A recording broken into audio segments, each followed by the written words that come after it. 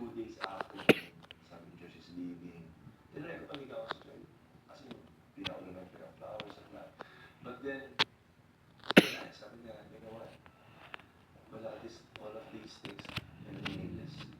It's nothing. This is nothing. You broke my heart. You broke my trust. There's nothing you can do, sabi ni Joy. So ako, lalong pumitik yung depression ko and I tried to commit suicide. Tapos bila nakita ko ni Joy, duguan na yung mukha ko. Yung third time, naisip ko, okay, siguro kaya hindi natutuloy kasi nandun pa siya. And siguro hindi pa ako nag-bleeded. So, mabuti tawagan ko muna si Oyo para makapag-bleeded ako. So, when I called Oyo, ang pinaka-natatandaan ko dahil sinabi na talaga, yo, ito na yata ending ko. Sabi ko, kung mawawala lang si Joy at yung dalawang kids, na mas mabuti pang mawala na rin ako. And sabi ni Oyo, hindi lang ending mo, pero may magandang plano si God. Count it all joy. So, nung sinabi niya yun, first time ko